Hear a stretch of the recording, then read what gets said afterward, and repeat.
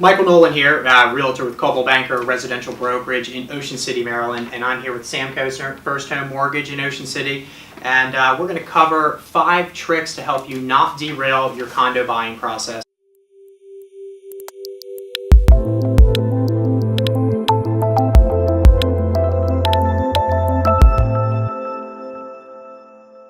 So we're going to cover 5 of the most common issues that happen in condo financing down here. That you may be researching properties, you're looking, you're finding things. You know you want to be either ocean block, bayside, ocean front. You want to be close to the beach in Delaware. You want to be in new construction, whatever it may be. HOA, condo association. These are the issues that you need to pay attention to.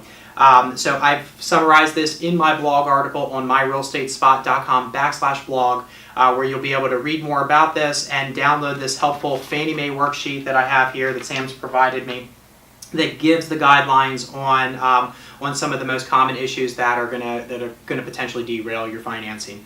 But one point I'd really like to make that comes up a lot. I get buyers that reach out to me saying, "Hey Mike, I'm thinking of buying a place, but 20% is just stretching it for me." Well, you really want Sam to emphasize on this more, but I mean, really, you only need 10% in most cases down here in Ocean City to buy a second home. That's correct. Second home financing, 10%. If you're looking for a rental or investment property, 15%. So yeah, they're really important to really consider. There's a lot of options to go over there. So if you're thinking about it, don't hesitate. Reach out to professionals that understand the buying process, the financing process. And so let's dive right into this. So issue number 1 is going to be hotel motel projects. So in Ocean City, there are several condo buildings that are mixed use with hotel, motel, condominiums, or even timeshares, which timeshares we're going to cover in step number 2, or a common issue number 2. But define what is really a hotel motel project as it relates to Fannie Mae here. So Fannie Mae defines a hotel-motel relationship as a project that offers day-to-day services, like day-to-day cleaning, someone that comes to your door with daily towels, linens, services like that. The person would have to be an employee of the resort. It's not someone that you hire as a management company that comes in and does your cleaning for you. So somebody looking to buy like a vacation rental property, they hire a management company or they do it themselves in like Airbnb, VRBO, and they're getting somebody to come in and do the turnover. That's not what completely different. This would be the housekeeping staff of the resort or the project that would classify as the hotel. Okay. Another big thing that classifies as a hotel is there's a daily check-in desk. Okay. You walk in the lobby, there's someone sitting there, you can say, "Hey, do you have any rooms for the night?" They say, "Here you go, here's your keys." Classifies as a hotel motel.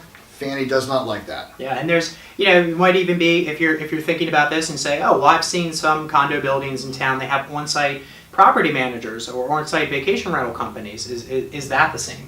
That is not the same. Typically in those situations, there will be a minimum required for how long you can stay. Most of the time it might be a 2 or 3 night minimum, but it's not a daily service. The key word there is daily. Daily, okay, so that's important. So I mentioned the number 2 common issue that comes up, split ownership agreements or timeshares. Mm-hmm. So we have some buildings here in town, so what makes that a problem for Fannie? So how Fannie looks at timeshares is it's tough to distinguish ownership of the property.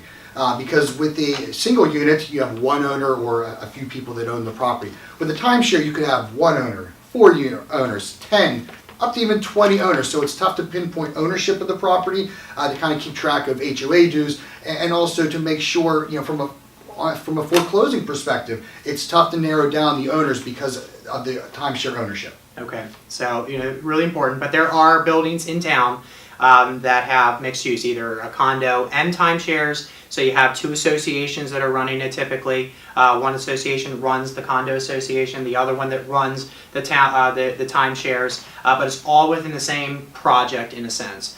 So that becomes an issue. But you also have other buildings or projects here in town that even go into common issue number 1, which is the hotel motel project. So you have timeshares, hotels, motels, and condos all in the same project. Correct. So okay, that's important to know. So one that comes up and doesn't come up often, but there's litigation. So when a condo association is being sued, and really, as Fannie Mae says here in this flyer, which by the way, in my blog you can download this flyer. So you can review the basic rules here for what Fannie doesn't want to see with your condo. But in litigation or pending litigation against the association, it relates to the safety, structural soundness, habitability, or the functional use of the project. What does that mean? So we can look at this two different ways. If the HOA is going after a unit owner for back HOA dues or things like that, you're perfectly fine because that's HOA against a unit owner. What it does present a problem is if you have a natural disaster like a hurricane or mold or something like that, that you're working with the insurance company and there is a dispute between the insurance company of who's going to pay to remedy the situation. Your HOA might go into litigation with the insurance company to get something fixed. While that's happening, that will disqualify you because that does directly affect, the safety and habitability of the unit owner. It's something you want to pay attention to because it might affect everything because of what you're getting into.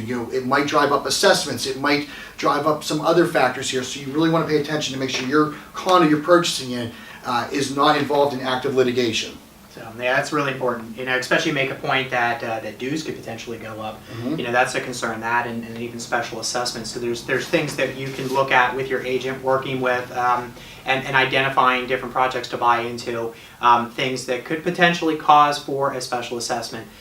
Just in your initial review and looking in your showings, there are sometimes some signs that can point out potential risks like that. So yeah, the next one is single entity ownership. Surprisingly enough, this comes up a lot. So this is number 4, single entity ownership. And again, this information, this data here for you to review on my website.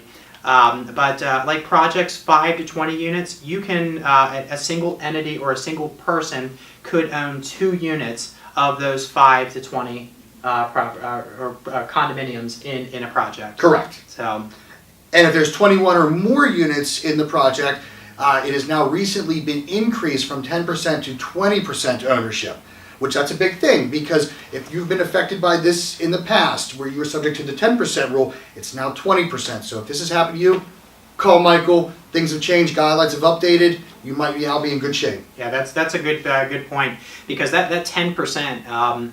This year particularly, I haven't fallen into that category, but I have heard of several situations, several buyers losing out on a deal because they get into the condo review period. They start working with their lender that it may not necessarily be familiar with this area. It derails it. It throws it off, and then you have to now go and look for alternative financing, which could require more down payments. Mm-hmm. Could potentially be a non-warrantable loan, which is a loan that is not secured by Fannie or Freddie. So it's a private portfolio loan, which can result in sometimes higher interest rates. Right. So really important, but there have been some borderline transactions that have happened this year that have gone south, where they might be in that 11 or 12% category, where now it's increased to 20%, opening up more opportunities. Correct.